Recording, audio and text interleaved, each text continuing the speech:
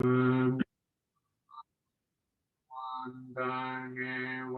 Galayano Gietisa Yo Avocato Nideviso Bhagavang Araham Samma Sambuddho Vija Charana Sampanno Sugato Lokavito Anuttaro Purisadhamma Sarati Sattva Deva Manutsanam Buddho Bhagavati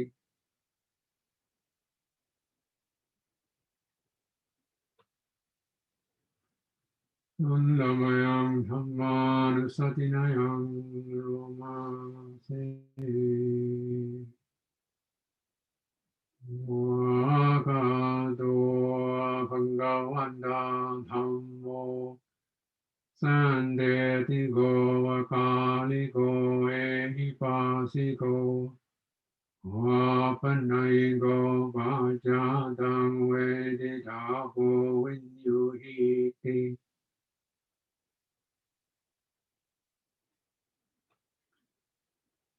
Namayam Sanghana Satinayam Romase Supatipanno Bhagavato Savaka Sangho Ujjapatipanno Bhagavato Savaka Sangho Nyaya Patipanno Bhagavato Savaka Sangho Samechi Patipanno Bhagavato Savaka Sangho Nandidan Jatndari Purisa Yukani Yatta Purisa Bukala Esa Bhagavato Savaka Sangho Bahuneyo Bahuneyo Dakineyo Anjali Karaniyo Anuttaram Punya Kitam Lokasati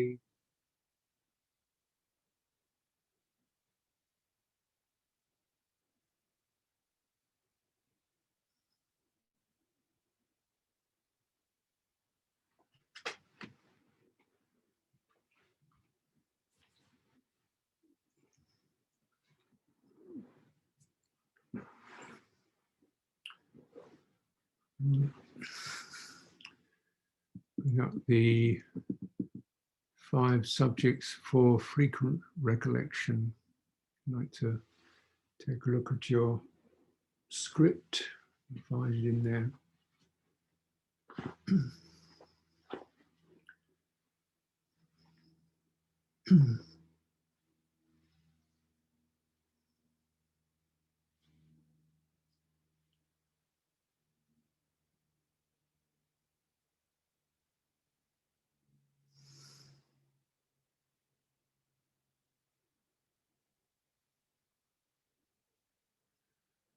Namayama Vinapachawekanapatam Namase Jarandamo Vijaramanatito. I am of the nature to age. I have not gone beyond aging. Vayadidammo vipayading anatito. I am of the nature to sicken. I have not gone beyond sickness. Maranadammo vimaranang anatito. I am of the nature to die. I have not gone beyond dying. Savehi me viyehi manabe nanabhavo vinabhavo. All that is mine, beloved and pleasing, will become otherwise, will become separated from me. Kama sagomi kama tayado kama yoni kama bandhu Mapati sarano yang kamang karitsami kalayanam wa vakam wa tasadaya do bhavitsami. I am the owner of my karma, heir to my karma, born of my karma, related to my karma, abide supported by my karma. Whatever karma I shall do, for good or for ill, of that I will be the heir.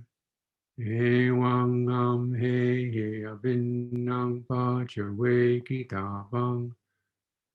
Thus we should frequently recollect.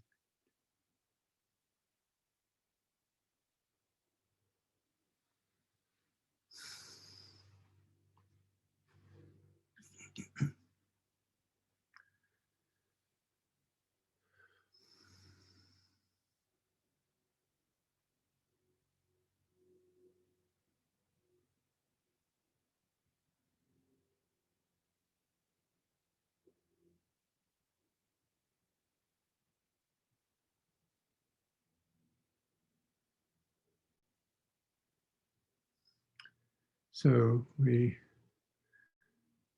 align ourselves to what we might call the sacred. We chant the sacred. You don't just think it or write about it, we intone it. Sacred is felt, intimate. It's not an idea. It's not something out there. It's something that moves you, moves through you. You could say it's life itself, life force itself. Even more profoundly, it's nature of awareness itself. Which is invested in consciousness, which we take so much for granted and use and abuse and casual about or get tangled up in. It's an amazing gift. You can't buy it. You can't own it. You can't have it. It's beyond that. It's sacred. It's unique in the sense that every moment of it is not like the last.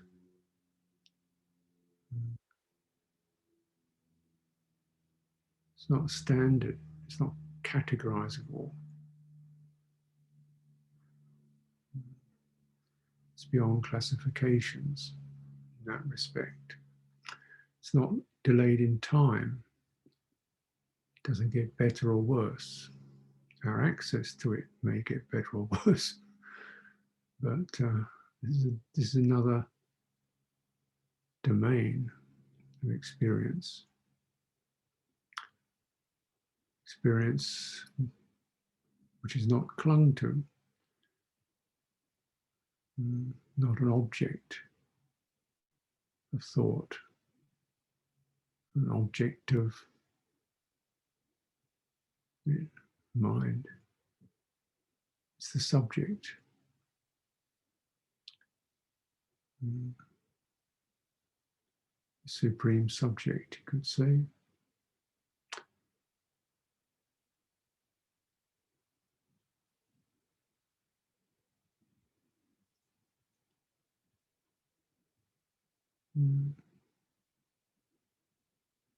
Completely intimate.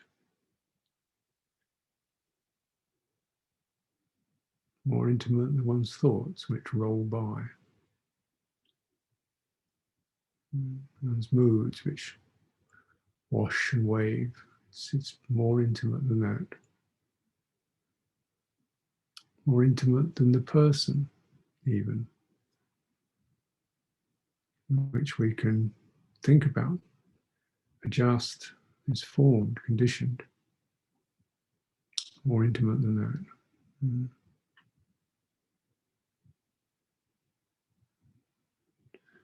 And it's from access to this, or recollection of this, or it's that true values and virtues are sustained, uplifted, and purify the person. The person comes from being just a kind of series of social circumstances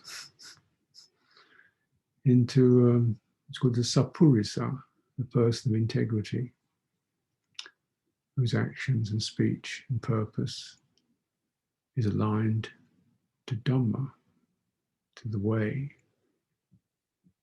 out of suffering, stress.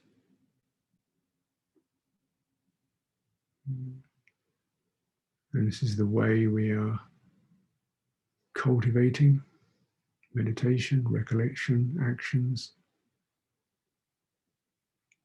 cultivated in accordance with the principles of the way.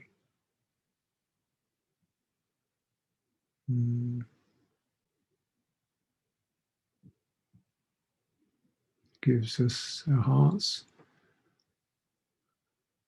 sense of purpose, which illuminates the person, even goes beyond the person. And strange enough, it gives the heart an autonomy which the person doesn't have. The person's always hooked up to social circumstances, relatives, things to do, history.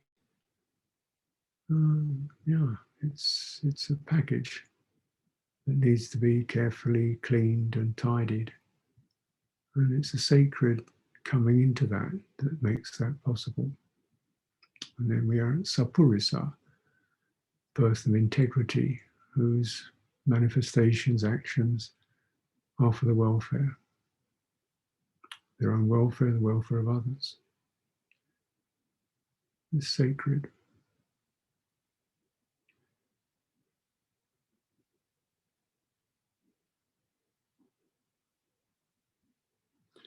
Of the other aspect, we are encouraged to frequently recollect mortality. The Buddha went forth recognizing mortality, his own and those of his friends and relatives, his son, wife, those who were held dear, recognizing he was not able to save them from sickness and death, decay. Couldn't save himself, how could he save others from this? Is there a way out of this? And that gives this quality called samvega, sense of spiritual purpose. Hones, shapes the life, shapes our mind. If what we are, if our ability to be aware is in this form is limited, how do we want to use it?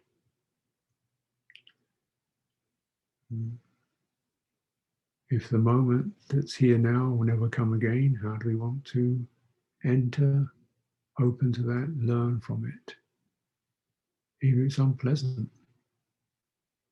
Even if it challenges us, how do we want to open and learn from that?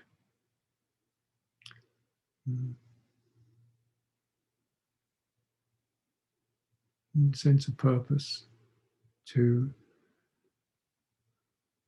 liberate the chitta from anticipation, expectation, ups and downs, possibilities, the future, the past. Yes. So it sits in its own purity and is able to illuminate the world. We recollect the Buddha who perfected that and the possibilities that he passed on to accomplish it. It gives a sense of urgency, but it's not a panic. Sense of purpose.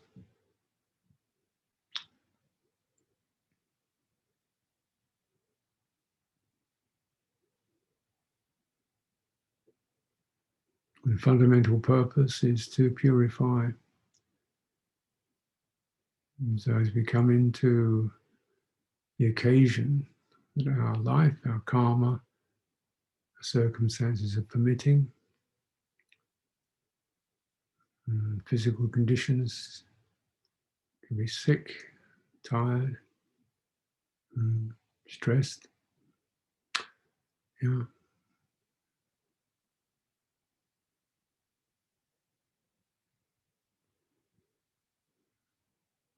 Can you begin to acknowledge this all comes down to physical feeling, mental feeling, energies, and awareness of that. And as long as we can breathe, as long as we can breathe, maintain awareness, there's a possibility to dislodge depression, anxiety, grudge from their hold.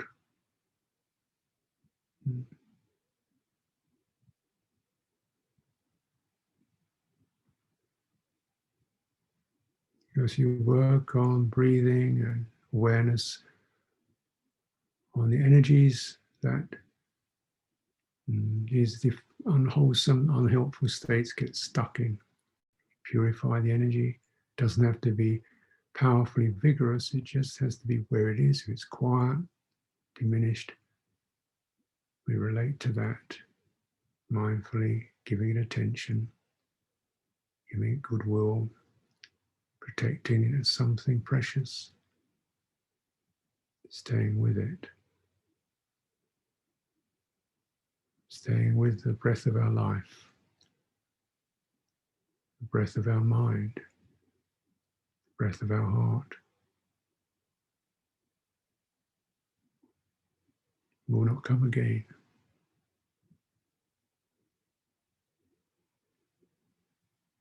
Hold it as something sacred, and it will serve you beautifully well.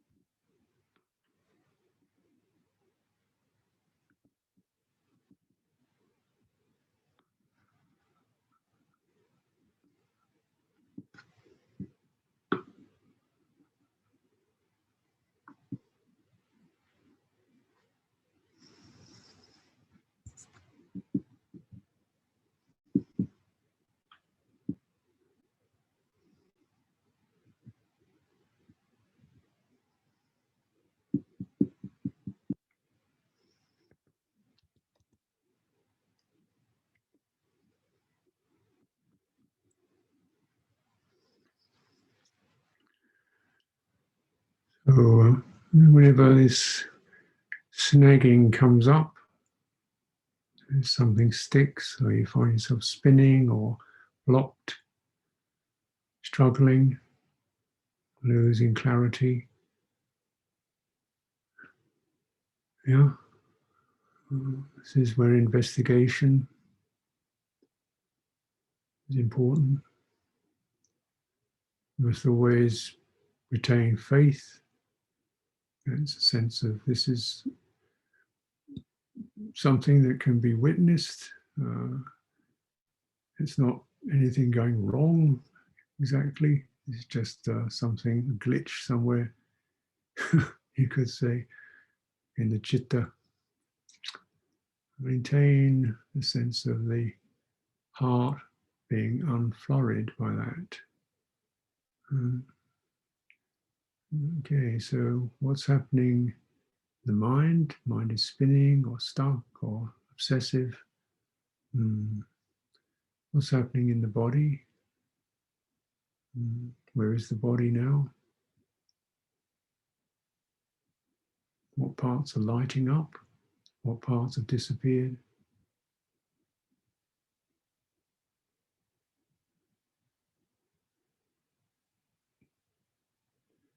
Let's put aside the mental aspect for a few moments and return to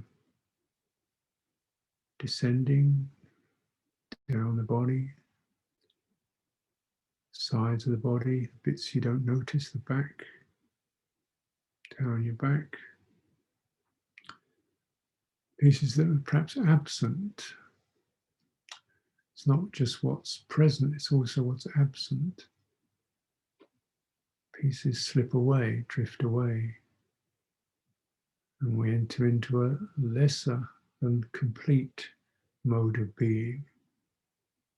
And this makes one vulnerable.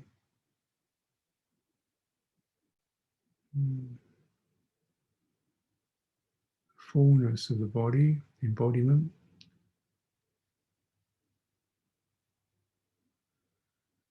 Trickling down into the soles of the feet, palms of the hands, and the space around you. Is that? Can you sense that?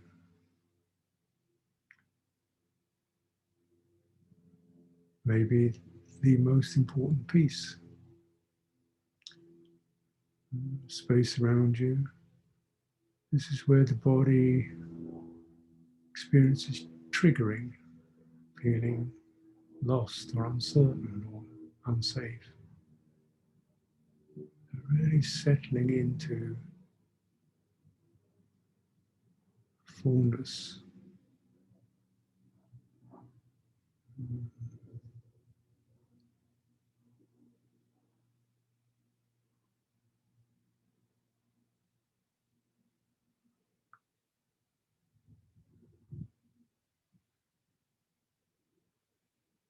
The atmosphere of goodwill, not of frustration or being puzzled, but just equanimous, open-hearted. The mind, the heart's tone remaining empathic. And we're feeling what's happening. Stuck onto an idea, memory, should be, shouldn't be, I am, I'm not.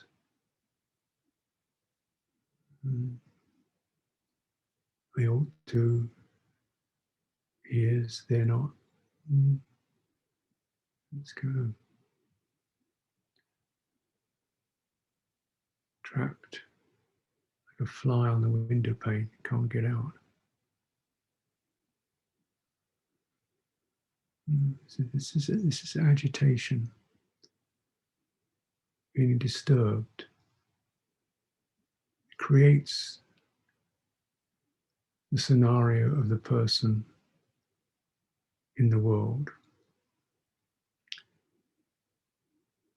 It's here and now. There is no person in the world.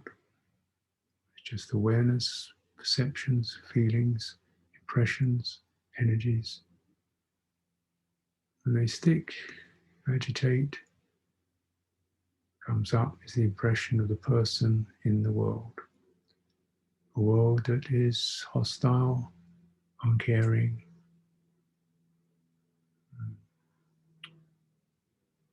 afflictive, or one doesn't feel in harmony with. Same for everyone.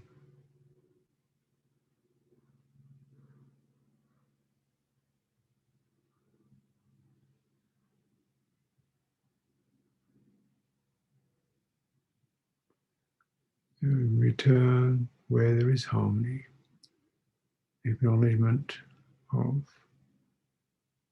struggle, suffering, placing awareness on these triggering points in the body or in the heart. Bring the two together. Breathing in, breathing out.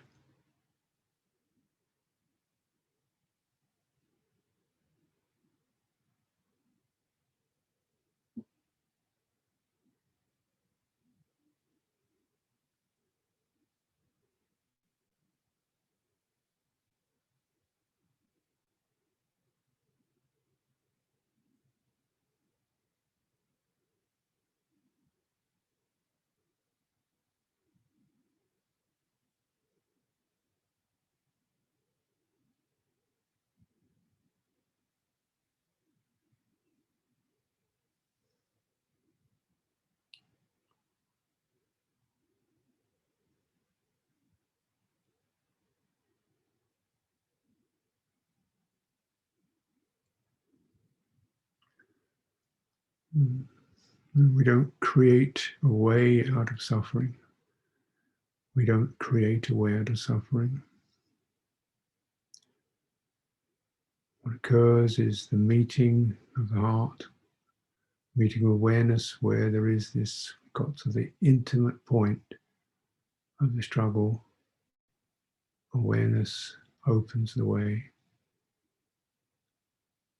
What sees or experiences place that's ready for release.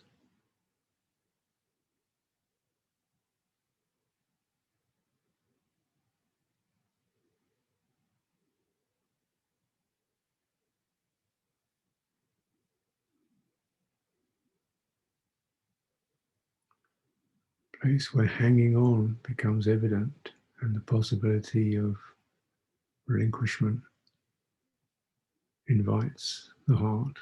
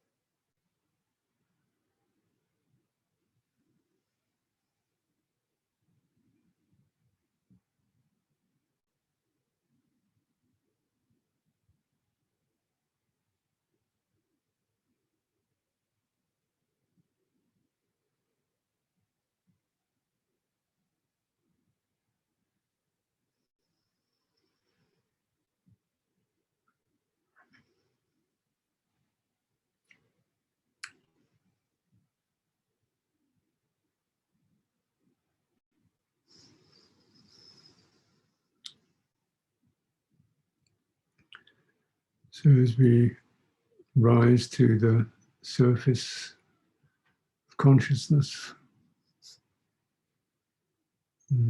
consciousness is surfaces of sight, sound, and so on, sense consciousness. And stay in the heart, stay in the center, stay in the body, stay in your center. And take it slowly, hearing, feeling the presence of the physical body, opening the physical body, straightening, small movements, small movements which have no purpose other than just to almost snuggle into this physicality. Yeah, yeah. Almost feeling it out, its mobility, textures.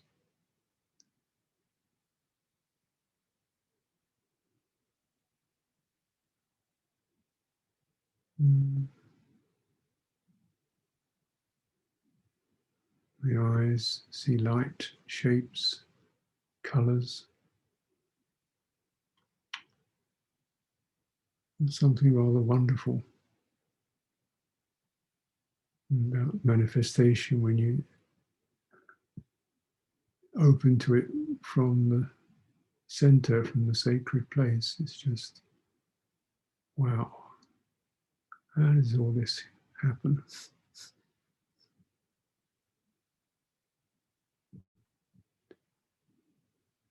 This manifestation.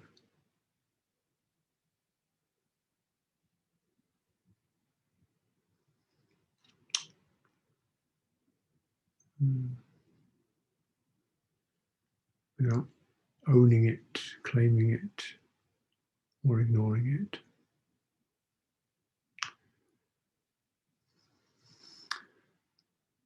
So let's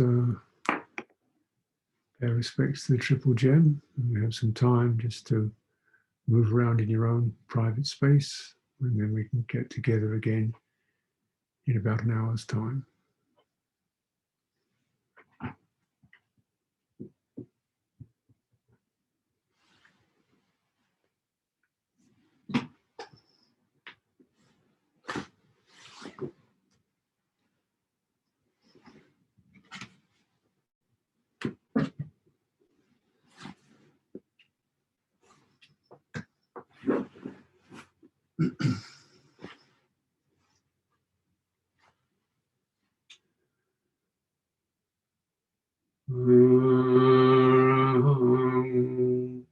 Samma Sambuddho Bhagawa Buddham Bhagavantam Vivadimi Swagato Bhagavata Dhammo Dhammam Namassami